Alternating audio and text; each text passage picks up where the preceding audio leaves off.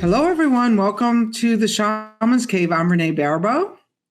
And I'm Sandra Ingerman. And I'm coming to you today from Palm Desert, California. But I'm soon going to be coming to you from Whidbey Island, Washington, at least for the next 6 months. And I'll be curious to see how different it feels, in the relationship to a lot of land, a lot of quiet, the harbor and the west wind blowing. Yeah, I'm jealous of Renee. I love Santa Fe. Absolutely, positively love Santa Fe. But I think for the first 10 years that I lived here, I was on the road 300 days a year teaching. I just came home to do my laundry on Wednesdays, pretty much. And I was always by water, I was always by water. And then in the late 1990s, or well, actually later than that, I moved my parents here and wasn't comfortable traveling. And then the COVID came in, and now, I'm here in the desert. So every time I hear anybody talk about that they're going to a water location. I'm going to have a guest cabin and you and Woods can come over and, it's not too far of a drive from Santa Fe, I think.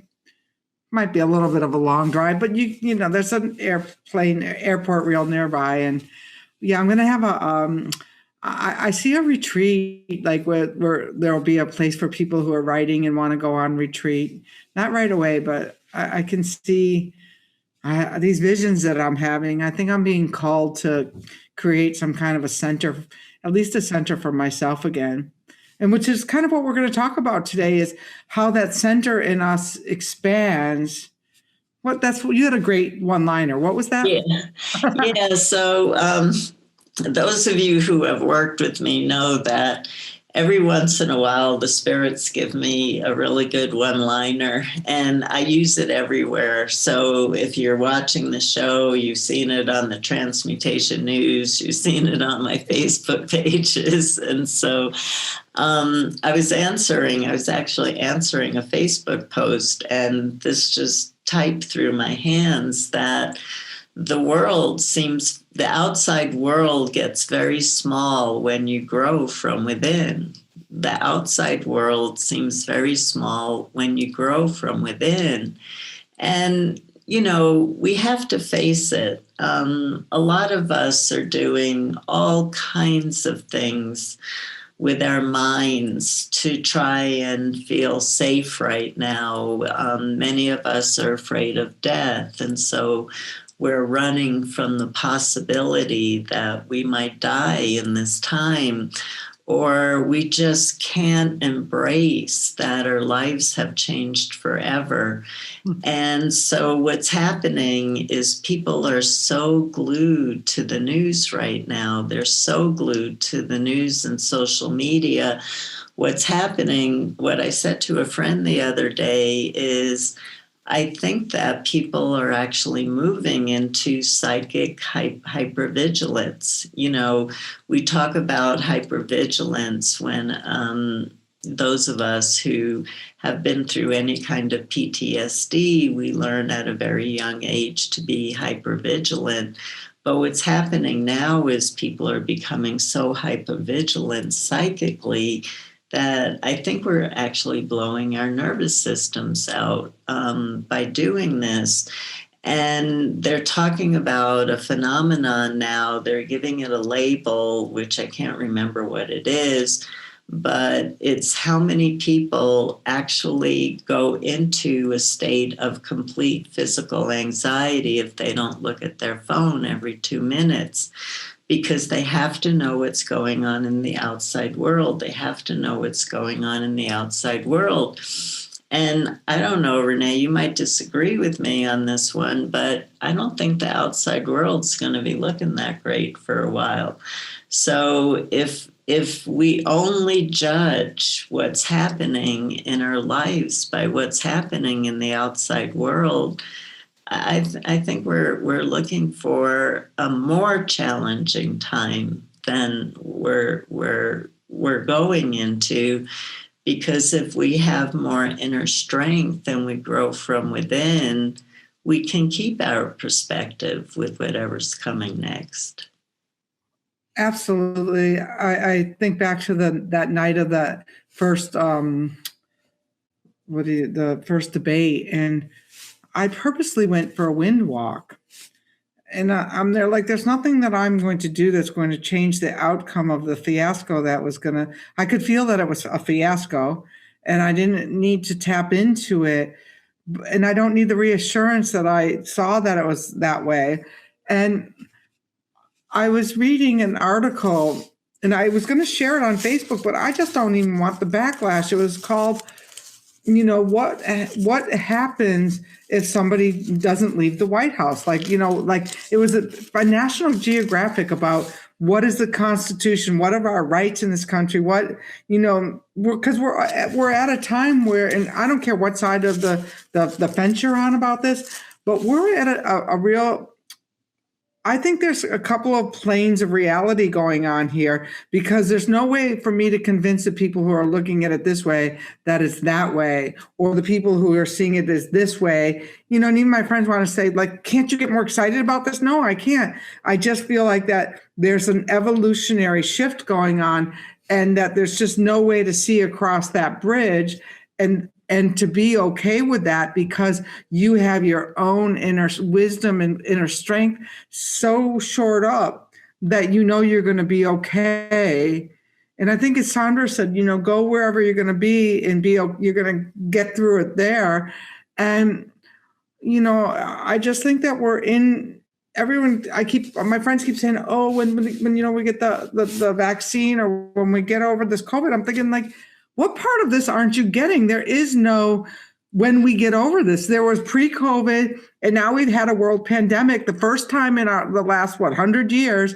And there is not going to be a time in your life, you can say you heard it here first, that there's going to be a going back to normal, if there ever was a normal, but there isn't. So I'm not doomsday. I'm just telling you, this is the new reality. And how are you using these tools you've been spending the last few years, decades, most of us, learning, if it wasn't for now? Yeah.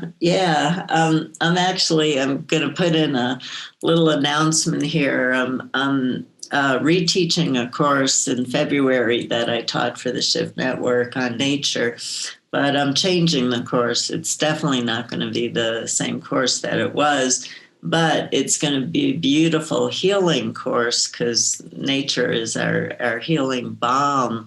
But it's really waking up to and consulting with nature on the changes. We're never going back. We're that's part of the spiritual bypass that's going on right now.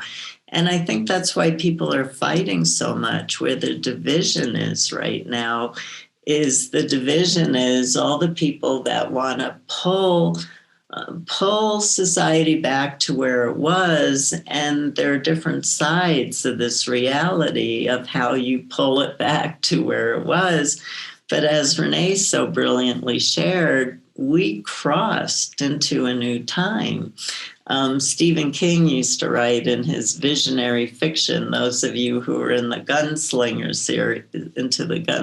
series, and I know we're just a small cult following out there, but he would every once in a while talk about how the world turned again. And the world turned again. The world turned again. And so the point is there are going to be a lot of changes, and our egos can't see what's coming, and we're not supposed to see what's coming because it's not a linear. The process we're in right now is not linear. It's not linear. And so we're trying to think linearly when we really have to stay present and do our personal work. It's funny, last year when I taught the Wind Alchemy class, that we made prayer flags for each month. It was really fascinating to watch how the the wind that I chose for each month was so really truly reflective of what was going on in my own space. And I'm doing that apprenticeship program for 10, or teaching apprenticeship program, whatever you want to call it, for 10 months next year. And I don't see it as a place where people are coming to get. I really see us holding a space of where people can come and support each other through our own expanded selves, which you were talking about, is that some people are living in this expanded self where the reality of a COVID experience is only one small aspect of what's really going on in a bigger dance. Because a lot of people who were more spiritual, and I think, Sandra, you fall into this, we were already at home for a couple of years before everyone else got home. And it was like, I mean, there were a couple of years ago, I stopped going to the movie. Every time I went out, I was getting sick. And I'm there like, okay, I need to really, kids coming in now are genetically rewired, but we're not. And if it takes we think, oh, it's a couple of years of this lockdown. That's nothing in the scheme of a 4 billion year cycle. It's a little flip in the hay. And so we just take ourselves way too seriously. But I know for me that as I stay focused on the things that are important, and that's helping other people, showing up in service of the work that I do with now a lot more mental health and addiction, that I'm okay. There's nothing about my day that's not okay, except for now when I eat out, food tastes salty and stuff because I'm so used to making it at home these days. But I think we miss the effervescence of the group, and I think that we do need more of that. And I do hope to see people start connecting in much smaller communities and in their local. It's like you don't need to lock yourself down. You need to find a way of reintegrating yourself into this new experience. Yeah, I really believe that we've taken on too much with trying to change all the abuses in society all at once. I believe, like Renee, that the very first step is create a local community and learn about your differences and how to work together in a local community. And then we can start expanding out to see how we can start to relate to greater communities a little bit better. But it's almost like we're trying to change the outer world immediately. We're trying to change everything in the outer world immediately. But the truth is that things are really step by step, and the more that you can, because there are multiple dimensions of reality being presented to us right now. Multiple. I mean, I have to say I get a little bit of enjoyment reading all the different levels of multiple realities. But I accidentally, I think the universe obviously led me to this. I was looking for a file for this new nature course, the nature course that I'm going to change, but I wanted to see what the original course was. And I was looking everywhere in my Word documents and I couldn't find it. But I accidentally clicked on a Transmutation News, my monthly column from a few years ago, with Isis talking about how we have to leave the territory of suffering, how we have to leave the dimension of suffering. And so I'm reposting that as my December Transmutation News. It's from October, it's either October 2017 or 2018, but I can't tell you. It's like if I had left out October 2017, 2018, and said, this is a message for Isis for us this month, you would not be able to find one word that was not completely appropriate for where we are right now.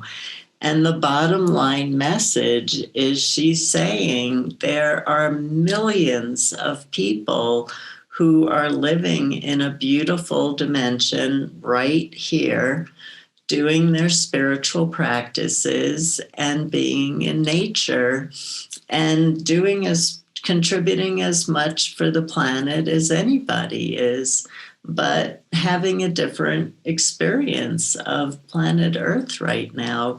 But you have to be willing to grow from within in order to do that. Absolutely. And not take so many things so personally.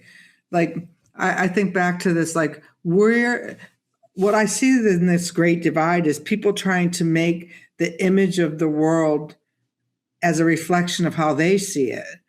Like, sometimes I just want to say, how do you know that person doesn't have a vision that's clear for them? I mean, it's just like you're assuming your vision of what this is going to look like is the right vision.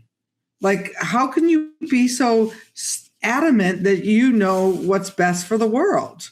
And I take that approach almost to everything. It's like Sandra, I read from the far left to the far right just because it's almost amusing. And I what I like about it is how different people are seeing this one experience that we're having together. And it's just like, wow, we are one humanity here, having millions and billions of different experiences, but some of them it's just a part of my brain that I haven't used yet, I guess. And I think Sandra's got an exercise that's going to weave this back together a little bit. Well, it's a brief exercise, and I also love the term shamans are gardeners of energy, and we're always creating an inner landscape, a garden that will grow and will affect our earth garden. If we all create beautiful shamanic gardens, think of the beauty that we bring to the earth. So I thought that what we would do is think about that, the earth is a garden, and that we're gardeners of energy as shamanic practitioners out there. And so we all want to plant a seed into the earth of a commitment that we're going to make to be able to contribute to actually being helpful right now to what's going on the planet. So you want to go inside yourself and don't get overwhelmed. We get so overwhelmed. What's one practice that you've picked up from all that's been offered through the Shaman's Cave, other podcasts, books you're reading right now, summits you're listening to? What's one practice you can start to expand on, make your inner world feel just a little stronger? Okay, so here we go.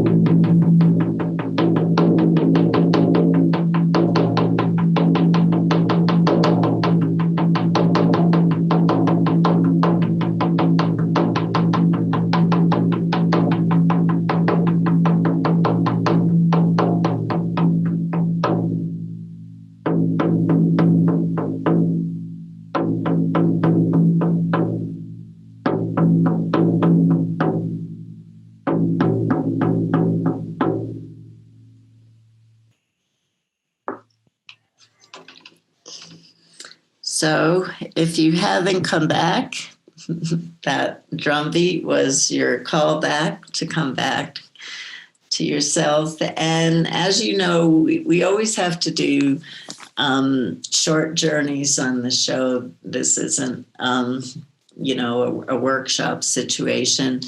And so we plant seeds hoping that you're going to get excited about them, to put on some shamanic music at some point during the next few days and go a little bit deeper into this journey, because we're riding some really challenging waves right now, and nobody's going to be able to get you through them. Nobody except for you.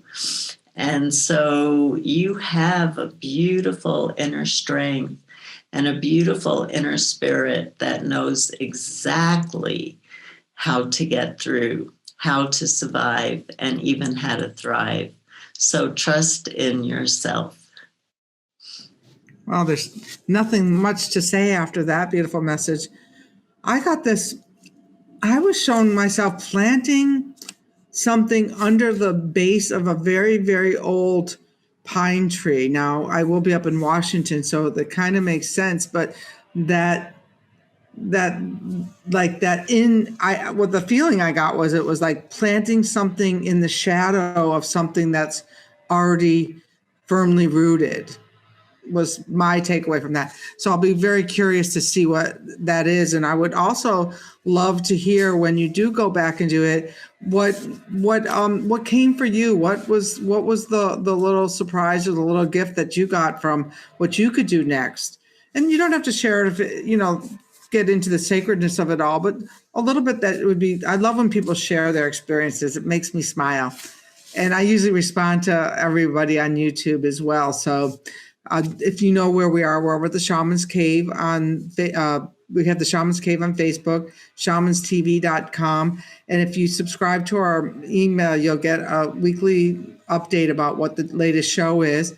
And you can also watch it commercial free over at SoundCloud or over at any of the podcasting places, Apple Music. We're in all those places. Yeah, and Renee's doing all that work, getting us out there into the world. So I really want to give deep thanks for that, because I know what SoundCloud is, but I couldn't tell you how to get there. And Renee's real comfortable in that world. So I hope that you'll join me in thanking Renee for keeping us going out in the world. Thank you. And I get the pure joy of sitting here every week having these conversations. And sometimes we forget to hit the record button. So I feel extra special and extra lucky. So have a great week, and we will be here with you through these holy days. And please reach out on all of our channels. Thanks. Blessings.